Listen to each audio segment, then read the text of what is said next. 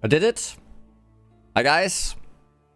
Some of you might have been hoping that today's video would be about all the new skill gems that were announced last evening or last night. I will go today. Well, today is all about making build day and probably some of tomorrow as well. And that'll be the feature of tomorrow's video, where I have more clarity over all the power of all the gems. There are some very cool things. Numbers are generally looking very good. Mechanically, depending on how they're supported, it's really hard to tell you right now what is strong and what is not. Which is also very exciting for the league, because there's going to be a lot of exploration happening. That's really cool. But what I want to talk about today is...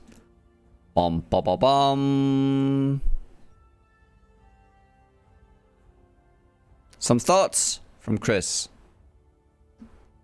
And this is what I want to talk to you about today.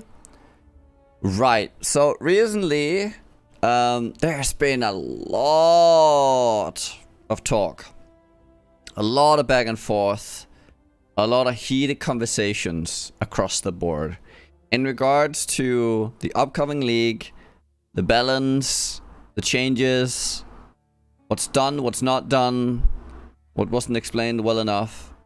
And Chris came out with some words to mostly explain their reasoning and their stance and where they want to go with PoE. So, I won't read through the whole thing. I just read through it myself.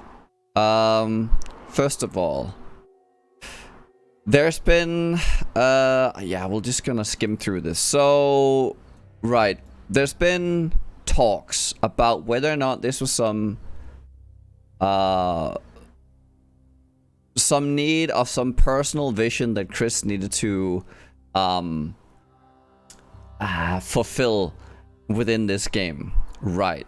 But if, for anyone who's been around for a long time, right, you can all just read this on your own. I'll add like my feedback to this as well, because well, actually, let's just go through it.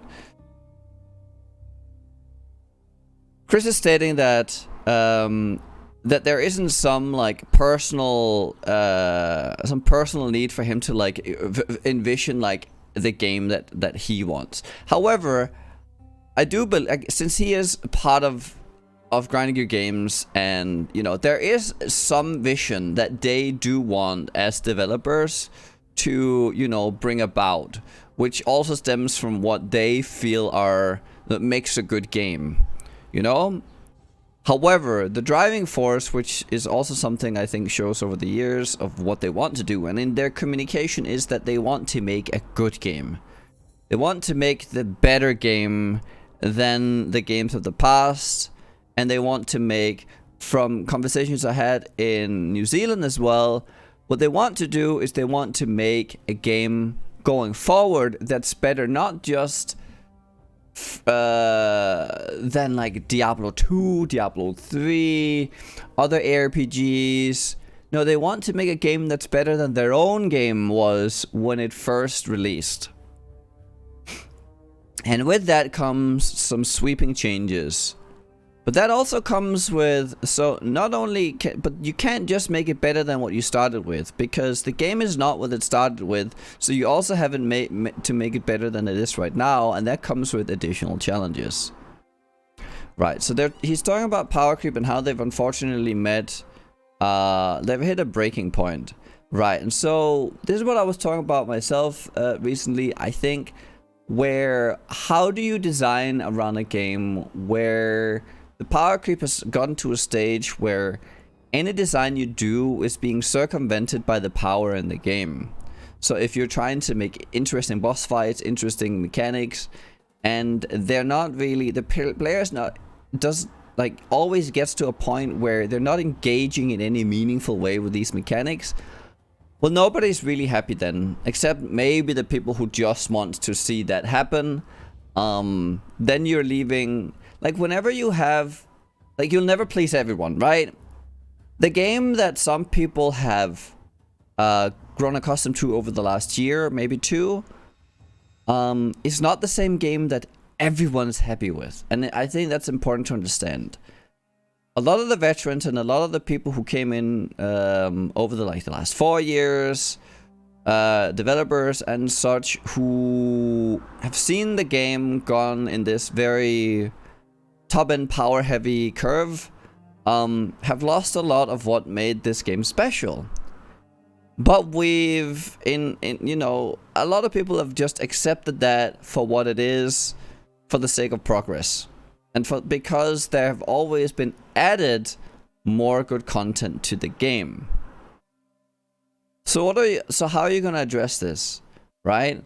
Are you just gonna say, well, they are just gonna have to keep sucking it up, that the game they thought that they were going to get, and they thought that the game was the game they thought, like the direction we thought was going in? Are we just gonna say, hey, too bad, we're zoomers now, and it's just about killing monsters fast, because who needs a challenge in an ARPG? I mean, both sentiments are fine. It's fine to have a game that does one or the other. However, I do think that bringing it back to what the developers actually wanted to, like the direction the developers wanted it to go in, I think is more important than one segment of the player base. Let's say that there is an even spread of all different players in PoE that enjoy from the slow to the challenge to the crafting to the trading to the zooming. Let's say that there is an even spread across the board, but one of the games makes the developers not really enjoy themselves and don't really inspire them to go forward, and the other, which might have the same portion of players, does. Which way would be better? And I would argue that it's better to make sure, maintaining passion from developers is super important, and it's rare to see these days from a lot of companies, and especially for games that go on for a long time. So to me, to see that they're not afraid to then reclaim, the game as their own and to where they want to push it, I think is encouraging.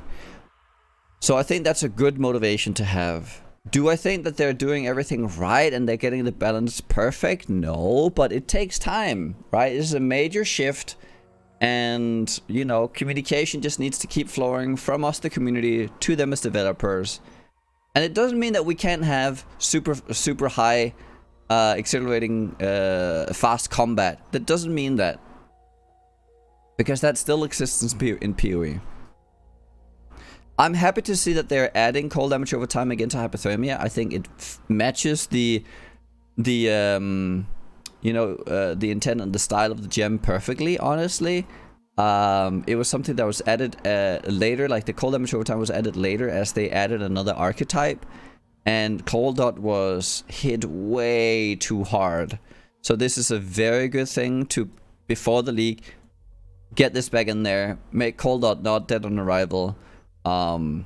It's very good to see. Okay, mana. Now, again, I don't think they really address mana here. And I think tools for mana are not that great. I think from Backlash yesterday, and I do agree with, I think largely all. I don't know what Siggy really felt about the mana. I think he was on board on that as well. So, but basically all my fellow co-casters had this point where, well, mana is a problem until it's not. Because PoE doesn't have such a heavily resource-based system as games like Diablo or like Diablo 3, which actually did it really well. It was a main part, and it was one of the main things that actually made the game feel really well. But I don't think the PoE has ever really,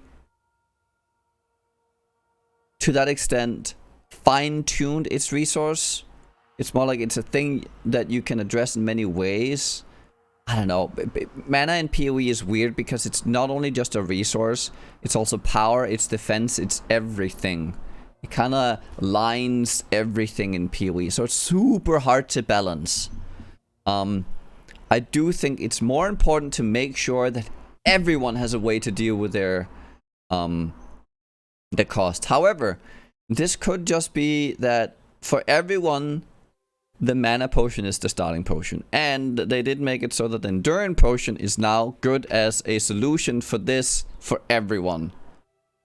Now they did some stuff with life tap that I think is, I don't know, but at least for the mana, I don't think they clarified it enough, and I think there's probably still going to be work on mana. And I could hope to see that they are going to, by increasing mana cost, hopefully they're going to allow us to work through mana in some better ways again, with like reduction to cost and through like absolute and relative amounts, you know.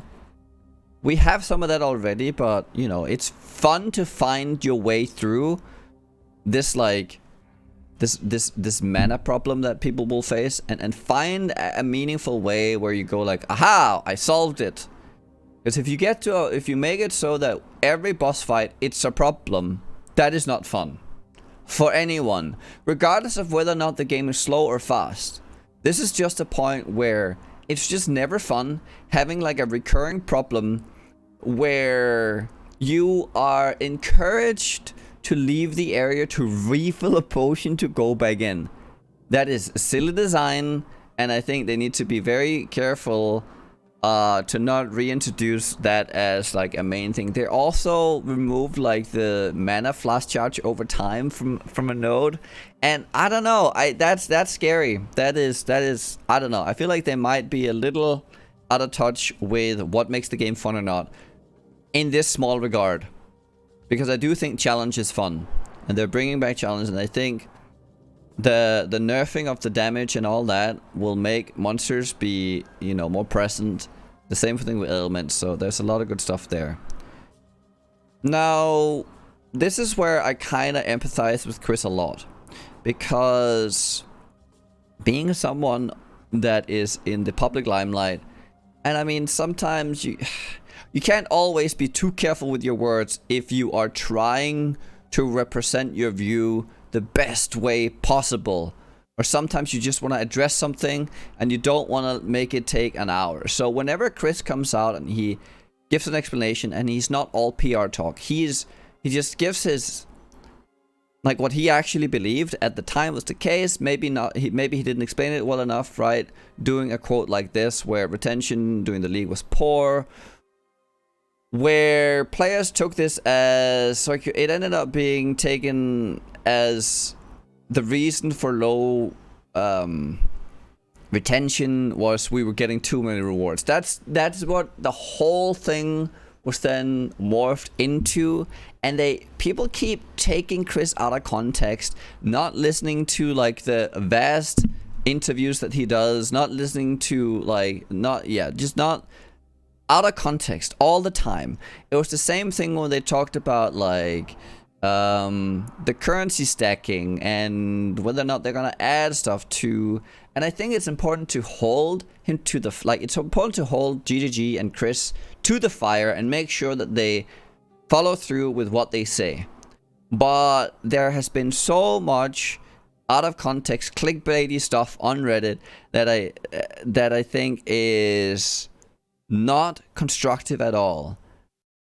So I'm happy to see him reaffirm what he believes and readdress this issue.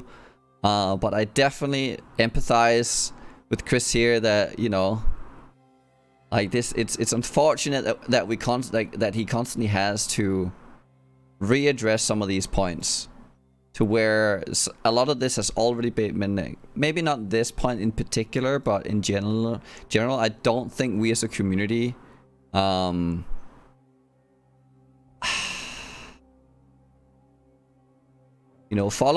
like the common courtesy of not taking people out of context, actually listen to what they're saying, and not trying to misconstrue words.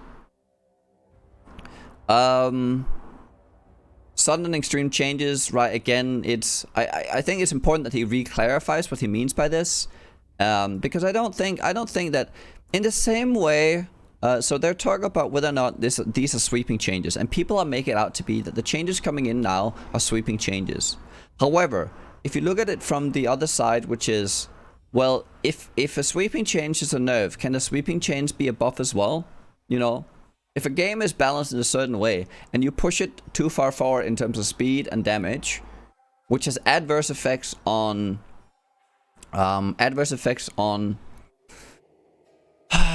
like how the game functions as a whole, in terms of like how does an encounter function, how does my experience in terms of taking something down in seconds versus minutes versus do I need to actually move from an ability, how does that alter my gameplay? And it can have just as altering gameplay experience by adding too much power than taking it away. So you could have made this argument over the last year with the same level of, you know, vitriol, or I don't know what you want to call it, animosity towards, oh, they're ruining the game from that perspective. But people mainly get upset when people take things away, and it's kind of clear, because so many times I'm noticing people saying, so where is my compensation? And it's not that I'm like digging into whether or not they're seeking that. It's the literal thing that they say. How am I getting compensated for this damage loss? The thing is, you're not. Because power had been given too liberally. And it's just time to take some of that back. So I am fully with Chris in this sentiment that, you know, these are the changes that they stand by, and I haven't seen what he talked about here either. I don't think that these changes are as extreme as people make them out to be. Why didn't you nerf Aura bots? Is this favoritism from developers? Like most of the so okay, I will take a little bit of responsibility here and say, so tongue-in-cheek, I said that because we know that Mark plays Aura bots, and Mark is one of the lead developers on PoE. I forgot what his title is, but he's one of the lead developers now. And when Chris says that a plan hasn't been brought forth in regards to Aura bots, I mean, I have no reason to doubt that. I don't think they have some underhanded, like some devious plan to like make sure that their build is stronger than everyone else's. No, that's just silly.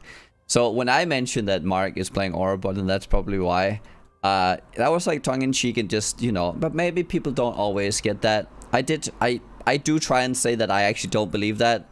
I try and clarify that, so hopefully I did at the time as well, but yeah.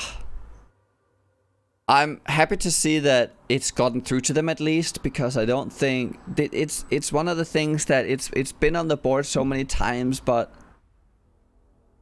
yeah, I just don't know. I hope that they're going to do something about it, because I think aura bots and aura stacking, because it's not just aura bots, it's aura stacking in general, and auras and mana reservation stacked to an extreme degree creates these over-the-top powerful characters. And the thing is, you can't really talk about power creep and ignore aura bots as a whole, because aura bots can actually tenfold increase your damage when you are standing near one. And if you're talking about power creep, there is no bigger culprit than aura stacking. And there never has been in PoE. Aura stacking has always been a problem that they've been unwilling to address. So I hope that they're going to address it. This really tells me nothing, but it's good to clarify that they don't have some devious, like there isn't some devious plan. It might be, I mean, we never know. Like, I mean, maybe it's like, there might be a bit of, what do you call it? You can't see the forest from the trees, or whatever you want to call it. You know, when you play something and you say, oh, but it's not as powerful as you guys make it out to be, because you don't want it. I mean, I don't know. We're only human, so, but I do believe that there's not been a conscious choice to do it, at least. So, we'll see. Hopefully, I mean, I hope that they recognize that aura stacking is a is a big problem in the scale of power. The incorrect data on this. I mean, so they had this thread where the Ballista stuff and how it was stated in the patch changes or patch notes. And honestly, you know, it might not even have been like, so when they're like, say, like the Misty, like they're saying they have their own in-house data thing that they draw from, but whenever you're writing things up, it's easier to just go on where it's written down, right? And that makes sense to me, you know. It's not really that big of a deal, because the thing is, guys, when a decision like that, or when a mistake like this is pointed out, they fix it immediately. They always do when it's so obvious. I mean, they're not gonna like look here as well with the cold dot. I think they realized they had like bonked it from too many sides. I don't think there was a conscious effort in-house to make it so that cold dot could in some cases be nerfed by like 80% or whatever it was. It's more like this needs to be nerfed when you do like blanket changes over hundreds of gems and such, and you are limited on time, because they're always limited on time. Stuff like this happens, so it's good that we as a community come out and point it out. So this was good as well. But I do think people take this as an opportunity to really just, oh, I can't believe how incompetent this development team is. It's like it's things happen, you know. So I'm not too upset that this happened. It was kind of funny that this happened. And it's like, oh no, they took the numbers from that. Oh, that is oof, whoops, whoopsie. So, as we say in Denmark, that guy is definitely getting a nose, but you know, a nose is kind of inconsequential. It's funny, right? I know this was a bit of rambling. I think my ending thoughts on this is that I am happy that they're standing their ground on what they think, like they're pushing to what they think is a good game, and they're pushing towards creating a game that they're proud of. That is something more developers should learn from, and take, like, going against the grain where you have very vocal people who are very sensitive to change, you know, who speak very loudly within the community, and going against that sentiment, because it's hard, because man, there's a certain type of people, certain people who just, they do not hold back in their outrage and their fury and their attacks on a personal level even, and on a, like, where the world is falling, you are a terrible human being, out of touch, everything in the book, with no regard from like previous statements or, you know, the overall context. And going against that can feel very daunting. So it's GGG, I'm happy to see you do so. I still think that there's a lot we need to talk about, and there's a lot that needs to be addressed throughout the entire game to make it the best game it can be. Not everything that I would want out of it is gonna go through, because, you know, I am just one person with certain needs, but that's okay. I'm okay with not getting my will every time. I just want a good game, same way that GGG wants a good game, and I think that is what we should all want out of this.